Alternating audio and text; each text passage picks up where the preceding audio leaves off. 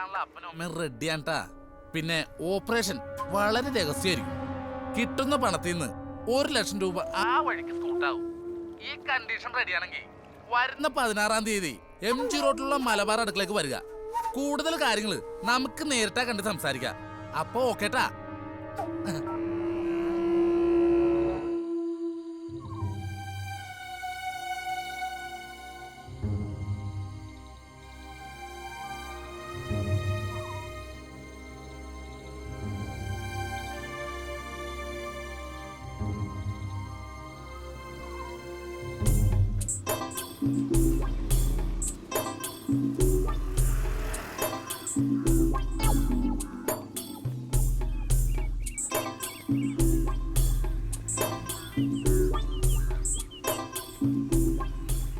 നിന്റെ തലയിൽ ഇടുത്തി വീടും ദുഷ്ട.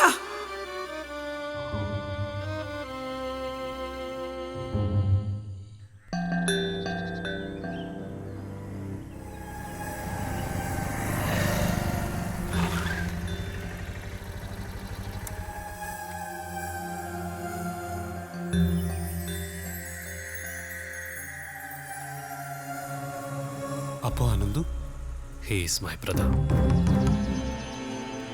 അവൻ കൂട്ടത്തിൽ നിന്ന് വഴിമാറിയതെപ്പോഴാണെന്ന് ഞാൻ അറിഞ്ഞില്ല. അറിഞ്ഞപ്പോഴേക്കും തിരുത്താനാവാത്ത തെറ്റായി അവൻ മാറിക്കഴിഞ്ഞിരുന്നു. ഓ, ഞാനൊരു സിനിമാക്കാരനല്ല ശരത്തെ. ഇനിയൊരു സിനിമ കൂടി ചെയ്യുമോന്നും എനിക്കറിയില്ല.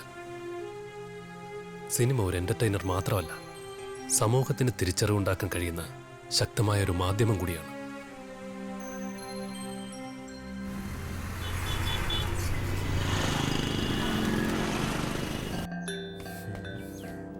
അനന്തോ, ഇതേതാടാ ബൈക്ക്?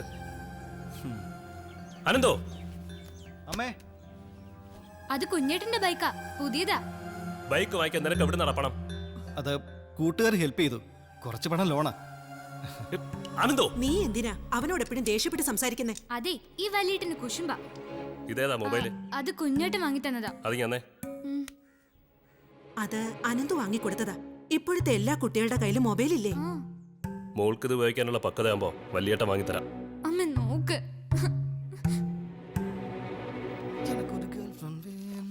അനന്തോ, റിയാദ് എന്നെ വിളിച്ചിരുന്നു. നീ കുറച്ചാളായിട്ട് കമ്പനിയിലേക്ക് ചെല്ലാറില്ലെന്ന് പറഞ്ഞു. ഏട്ടാ, 6500 രൂപ കിട്ടാൻ ഒരു മാസം മുഴുവൻ പെടാപ്പാട് പെടണം. അവിടുന്ന് 10 മാസം കൊണ്ട് കിട്ടുന്ന പണം 10 ദിവസം കൊണ്ട് ഞാൻ ഉണ്ടാക്കും. എങ്ങനെ? ഏട്ടൻ ഇപ്പൊ ക്യാഷ് വല്ലതും വേണോ? കുഞ്ഞേട്ടാ, എനിക്ക് വേണം. മതിയോ? താങ്ക്സ് കുഞ്ഞേട്ടാ. കുഞ്ഞേട്ടാ, എന്നെ ഒന്ന് കോളേജിലേക്ക് ഡ്രോപ്പ് ചെയ്യോ? പിന്നെന്താ. അപ്പൊ ചേട്ടാ, ഞാൻ പോണേ.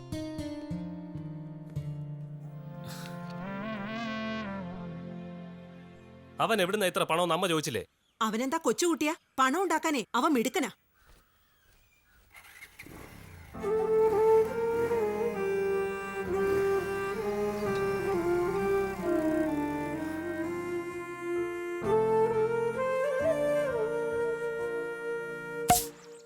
എന്റെ ചക്കരല്ലടാ, ഒരു ഉമ്മത. നീ ഇപ്പൊ ഏത് ഡ്രസ് ആയിട്ടിരിക്കുന്നേ? മുത്തേ, എനിക്ക് നിന്നെ കാണാൻ കൊതിയാവുന്നടാ. മോളെ, നീ എവിടെയെന്ന് പറഞ്ഞാ മതി, ഞാൻ അങ്ങോട്ട് വരാം. പ്ലീസ്ഡാ. എന്താടാ ഇപ്പഴേ തുടങ്ങിയോ? ഓക്കേടാ മുത്തേ, ഡാഡി വന്നു, ഞാൻ പിന്നെ വിളിക്കാം. അവള് വീഡിയോ അയച്ചെന്നാടാ. യെസ്, കാണണോ? ഒന്ന് സെൻഡ് ചെയ്താടാ. മോനെ, അക്കളി വേണ്ട. യൂട്യൂബിൽ വന്നാ പിന്നെ അത് തലയിൽ നിറക്കി വെക്കാൻ വല്ലാത്ത പാടാ. ഇതവളാ, പഴയ കേസ് അലീന. ഈ നമ്പർ അവൾക്ക് എവിടെ നിന്ന് കിട്ടി? ഹലോ, ഞാൻ അലീനയാ. എനിക്കെന്റെ ആഭരണങ്ങൾ തിരിച്ചു തരണം. അതിനുള്ള പണം ഞാൻ തരാം. അലീന, എന്നോട് ക്ഷമിക്കൂ അലീന. ഇത്രയും നാൾ നിന്നോട് ചെയ്ത തെറ്റോർത്ത് ഞാൻ സ്വയം ശപിച്ചു കഴിയായിരുന്നു. നിർത്തണ നായേ. നിന്നോടുള്ള പ്രേമം പുതുക്കാനല്ല ഞാൻ വിളിച്ചത്. ഒരു പാവം മനുഷ്യനെ ചതിച്ചതിന്റെ വേദന ഇപ്പോഴും എന്റെ നെഞ്ചിലുണ്ട്. ദയവ് ചെയ്ത് ആ ആഭരണങ്ങൾ എനിക്ക് തിരിച്ചു തരണം. അലീന, നീ എന്നെ വിശ്വസിക്കില്ലെന്നറിയാം. എന്റെ കയ്യിൽ പണമില്ലാഞ്ഞിട്ടാ. നീ പണം തന്നാ പിന്നെ എന്താ പ്രശ്നം? പിന്നെ ഉടനെ അതിന്റെ പലിശയെങ്കിലും അടച്ചു വെക്കണം. ദയവ് ചെയ്ത് ഇനിയും എന്നെ ചതിക്കരുത്. പണം വരുന്ന വഴി കണ്ടോടാ മച്ചു. സ്വർണ്ണമൊക്കെ ഞാൻ എന്നേ വിറ്റ് കാശാക്കി. കെട്ടിയോ മരുഭൂമി കിടന്ന് കഷ്ടപ്പെടുമ്പോ സുഖം തേടി പോന്ന ഇവളോടൊക്കെ എന്ത് സെന്റിമെന്റ്സ്. മാക്സിമം മുതലാക്കി കഴിഞ്ഞാ ദാ ഇതേപോലെ അങ്ങോട്ട് വലിച്ചെറിയ.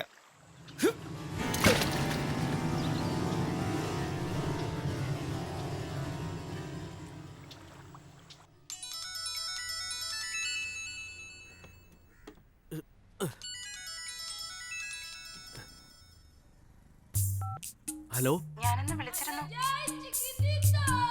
ഹലോ, അതെ, ഇനി ഞാൻ വേറൊരു നമ്പർ തരാം, അതിലേക്ക് വിളിച്ചാൽ മതി.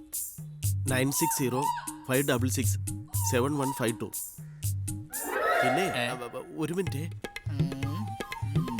മുതലാളി വരുന്നുണ്ട്, കൊടുക്കാം. കന്നാലി, നിന്നോട് ഞാൻ പല പ്രാവശ്യം പറഞ്ഞിട്ടുണ്ട് എന്നെ ഫോൺ എടുക്കരുന്ന്. ഇനി എന്റെ മൊബൈൽ എടുത്താ വിവരം അറിയുന്നീ. ഹലോ, ആരാണ്? മിസ്സായി പോയി. സെറ്റപ്പ് കേസായിരുന്നു. കറക്റ്റ് ടൈമിന് തന്നെ നാശം വന്ന് കേറി. എന്റെ പൊന്നു പെങ്ങളെ, അഡ്വാൻസ് കാശ് കൊടുത്തിട്ട് ഒരിടപാടില്ല. എല്ലാം ഓക്കെയാ. പൊട്ടിക്കാണ്ട് പറഞ്ഞ കാശ് അങ്ങടെ എണ്ണി അങ്ങോട്ട് തരും. അപ്പൊ ഓക്കെ അല്ലേ? ഓക്കെ, അതന്നെ.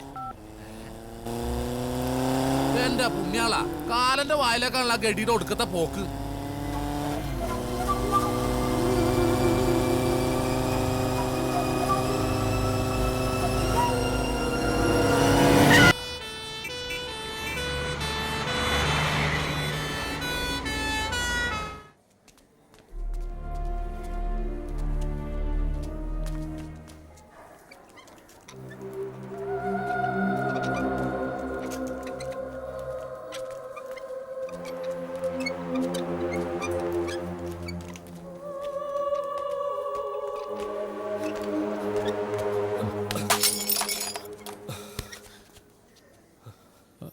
സാരമില്ല മോളെ.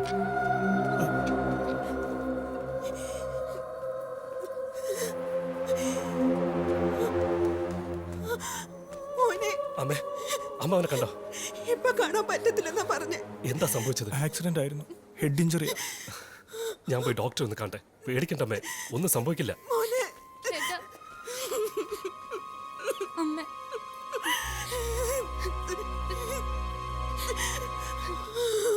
Excuse me doctor. ഡോക്ടർ, ഞാൻ കുറച്ചു നേരത്തെ ആക്സിഡൻ്റായി കൊണ്ടുവന്ന പേഷ്യൻ്റ് ജ്യേഷ്ഠനാണ്. ഓക്കെ, ഇരിക്കും. എന്താ അവൻ്റെ പേര്? അനന്തു. ഓ, അവൻ ഡ്രഗ് ഉപയോഗിക്കുമായിരുന്നല്ലേ? ഡ്രഗോ? അല്ല, എന്താ ഡോക്ടർ അങ്ങനെ ചോദിച്ചത്? വാഹനം ഓടിക്കുമ്പോൾ അവൻ ഡ്രഗ്സ് ഉപയോഗിച്ചിട്ടുണ്ട്. ഇപ്പോൾ വെന്റിലേറ്ററിലാണ്. ഞങ്ങൾ മാക്സിമം ശ്രമിച്ചുകൊണ്ടിരിക്കുകയാണ്. ദൈവത്തോട് പ്രാർത്ഥിക്കാം. ഡോക്ടർ, എന്തായാലും അറിയിക്കാനുള്ളവരെയൊക്കെ അറിയിച്ചോളൂ. സാധ്യത വളരെ കുറവാണ്. ഞാൻ പറഞ്ഞതേ ഉള്ളൂ. എല്ലാ ശാസ്ത്രത്തിനു മുകളിലും ദൈവമെന്നൊരു ശാസ്ത്രമുണ്ടല്ലോ. ചെല്ലു.